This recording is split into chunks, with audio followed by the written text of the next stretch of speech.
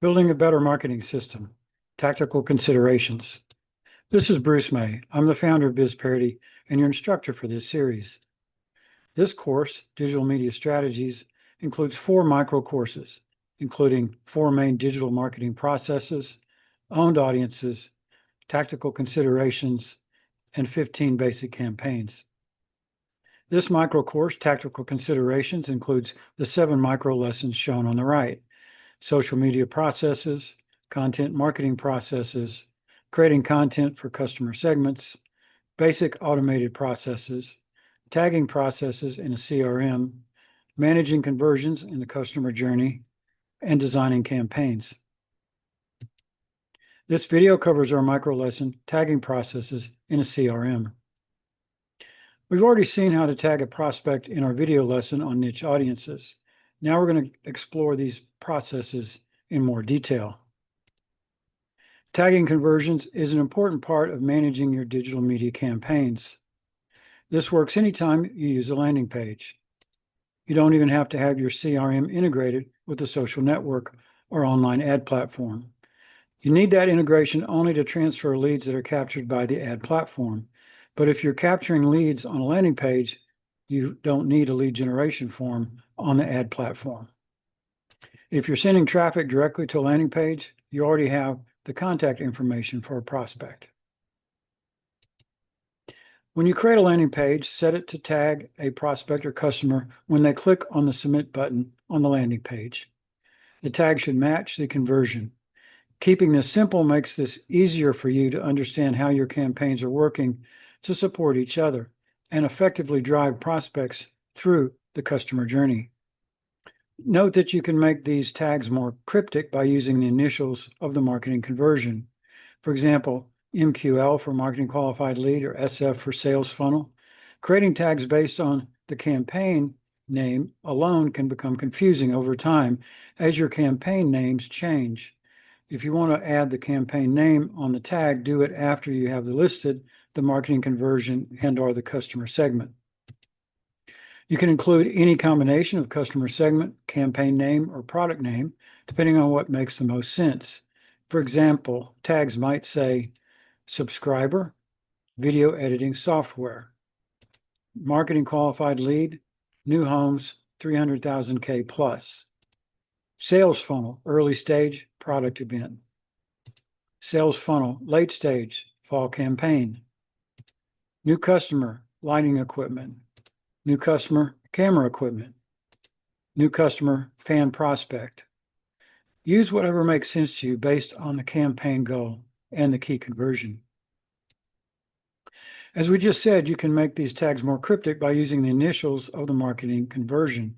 For example, MQL for marketing qualified lead or SF for sales funnel.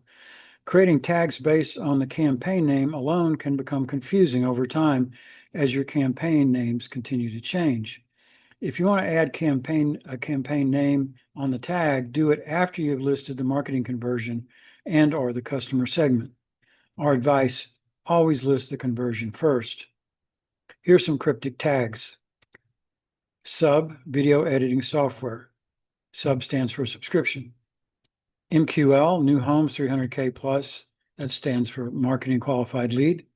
SF, early stage, product event, SF for sales funnel, or you can use the event name. SF, late stage, fall campaign, same thing. NC, lighting equipment, NC for new customer. NC, camera equipment, NC, fan prospect. So you get the idea. There are no hard and fast rules on how you name your tags, and rules are always meant to be broken in these kinds of marketing practices. But try to be consistent in how you name your tags so you don't confuse others or even yourself. We've already seen how tagging is done by your CRM when a prospect or customer responds through a landing page. What happens after that depends on how you design your campaign. It might involve the user downloading content or simply going straight into the sales funnel. Beyond triggers, CRMs commonly automate processes across 6 major categories, including lead management, sales pipeline, marketing campaigns, customer support, task coordination, and data hygiene. These workflows automate potentially thousands of actions, making it possible for even a sole operator to set up a complex marketing system. And once it's set up, you can let the automation continue indefinitely. But they also introduce another layer of complexity. So you should pick and choose the features that are most important to you. Otherwise, a small business can get bogged down with managing a complex CRM. That's why I like MailChimp for small businesses. It doesn't have all the features of a more robust CRM, but it's simple and easy to use. Here are the common features you can find in some combination in different CRMs. Lead management includes lead scoring based on behavioral profile, routing to sales reps based on territory, product, interest, or score, and duplicate detection and merging logic that merges duplicate contacts, without losing data. Sales pipeline includes auto-create tasks when deal stage changes, follow-up reminders based on inactivity, deal stage updates triggered by form filled out or email replies, and forecasting alerts for stalled or at-risk deals. Sales pipeline includes drip sequences based on life cycle stages. Drip campaigns allow you to send emails out on a scheduled basis over a long period of time. This is a great way to keep tabs on prospects that have a long sales cycle, like home buyers or consumers who respond somewhat unpredictably. Conditional branching, that's, e.g., if clicked, send X, if ignored, send Y. This is a great to get prospects to select between different needs or challenges. It can also help you place your prospects into the right customer segment. Dynamic segmentation based on tags, scores, or behavior. This essentially automates the segmentation process for you. If you use tags, you should create a tag scheme that covers the entire customer journey. A/B testing and performance-based adjustments. Because this is done automatically by online ad networks, this is primarily for your email campaigns, but it can be used to compare landing page performance, particularly if you don't have the Metapixel installed. Customer support is primarily for businesses with active customer support department. Features include, among others, auto-assign tickets based on issues or type of priority, and escalation rules for overdue or unresolved cases. Task and reminder automation includes recurring tasks for account reviews or renewals, internal alerts for new leads or deal changes, meeting scheduling triggered by form submissions, Slack or email notifications for key events. Task and reminder automation includes auto formatting of phone numbers, names, and other data. Field validation to ensure the correct data is entered, and archiving of inactive contacts. I've illustrated many of the best practices we've been showing you throughout this series using MailChimp as a model. That's because it's one of the best and easiest CRMs for small businesses, but it does have its limits. It does not support a sales pipeline. It doesn't manage deal stages or forecasting, and you'll have to use CRMs like HubSpot, Salesforce, or Pipeline for that. And it doesn't support customer support. You'll need to use external platforms like Zendesk or Freshdesk. It does provide basic support for lead management, including tags and segments, as we've seen, contact ratings using 1 to 5 stars based on engagement, so the number of engagements, somewhat like a prospect score, but much simpler. Sign-up forms, including add contacts to audiences, and no native lead scoring at all. So the workaround for not having lead scoring exists using tags and custom fields, as I've shown you, implementing a tag scheme based on stages in the customer journey. And it provides basic support for data hygiene, which helps maintain clean profile data. Features include auto formatting, such as email validation, bounce handling. Unsubscribe tracking removes inactive contacts, which keeps you safe, and merging fields, as we've already seen. It provides only limited support for task coordination, including automated notifications, which are primarily for managing a marketing team. But MailChimp excels at marketing campaign automation. which includes all the best practices we have covered in this series. These are the most important tasks most small businesses need. So unless you're a mid-sized business with a large marketing budget or have a small in-house marketing team, MailChimp can provide you with the basic tools you need to build a simple but robust marketing system. Even if you begin working with a digital agency, you will likely want to keep your CRM running separately. A digital agency can integrate with your version of MailChimp to download leads it generates through the campaigns that it runs for you, and it can do that with any CRM. The details of how tagging work varies from one CRM to another. Some may require that you set up an automated process connecting steps in the workflow we just described, but some, like MailChimp, have all the necessary steps built in to the landing page setup, as an example, which greatly simplifies setting up the entire process. If you've never set up a landing page before, I'm going to walk you through the steps with MailChimp, which is easy to do. In MailChimp, the following steps are included in their landing page setup. Select your audience. MailChimp supports multiple audiences, but they also allow you to create customer segments in a single audience, which is probably all you need. Design your landing page. You have multiple templates to choose from, or you can easily build one from scratch. Design your landing page form. This is important. It includes the landing page design wizard. It's included in the landing page design wizard, and it's very easy to do. Just be sure you add the right fields that you need. Select the tag or tags you want to assign to a prospect or a customer when they fill out or submit the form.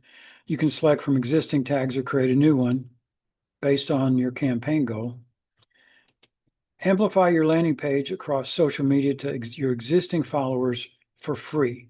This optional step is quick and easy. MailChimp automatically customizes your post for Facebook, LinkedIn, or X, and it'll post it for you. Set your tracking process. It can be MailChimp only, which gives you page views and form data, or using the Facebook Pixel, it gives you page views and much more. As you know, Facebook rebranding the company and the ad platform from Facebook ads to Meta ads created some confusion because people still refer to Facebook advertising inside Facebook, but tend to call it Meta when they're talking generically about the ad platform. It's perfectly all right to refer to Facebook ads when you're talking about an ad in Facebook, but the company Meta prefers you to use Meta when talking about the platform. The Meta platform manages ads across the entire Meta ecosystem, including Facebook, Instagram, WhatsApp, and Threads, which is Meta's version of X or Twitter. I'll try my best to abide by this approach, but these conventions are not universally accepted. Using the metapixel gives you page views and multiple metrics available in the Facebook Ads Manager, and that's where you have to look for these. You must set up the metapixel in MailChimp. Even without the metapixel, you can still see metrics in your Facebook campaign in the Facebook's Ad Manager. When you integrate MailChimp and Facebook, Meta reports this additional information in the Meta Ads Manager. The data that is generated in MailChimp is sent to Meta, where it's reported again in the Ad Manager, or used by Meta to optimize your Meta campaign for your MailChimp landing pages. This includes page views and clicks on links in the landing page themselves or filling out forms. So just to be clear about that, the data is generated in MailChimp on the landing page, but it's not reported in MailChimp. MailChimp sends the data to Facebook and is reported in the Ad Manager. This allows, even better, Meta lets you create a custom audience in the Ad Manager of any Facebook users who clicked on the landing page. This allows you to retarget these Facebook users in new campaigns to continue to drive conversions to your MailChimp landing page. And Advantage Plus Audience can expand this custom audience in future Facebook campaigns simply by merging custom audiences, which you can do. The data collected by the Metapixel and reported back to the Meta Ad Manager includes page views on your MailChimp landing page, form submissions and signups on your MailChimp landing page, custom conversions that you can set up in MailChimp, such as a call to action button. It adds these users to your Facebook audiences. That is, Meta adds them. Meta can optimize your campaigns for actions taken on your MailChimp landing page. And all this data flows to Meta, where it's either reported or used to optimize your Meta campaigns.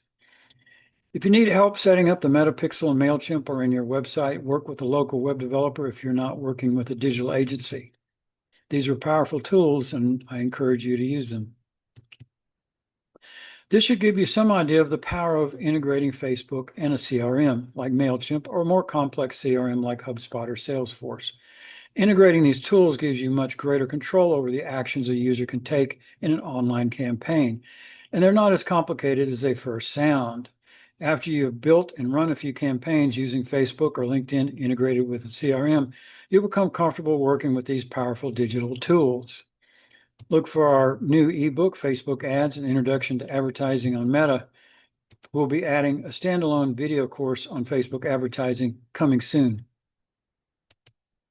That completes this micro course, Tagging Processes in a CRM. Next time, we'll cover managing conversions in the customer journey. See you next time on Building a Better Marketing System. Thank you for joining us.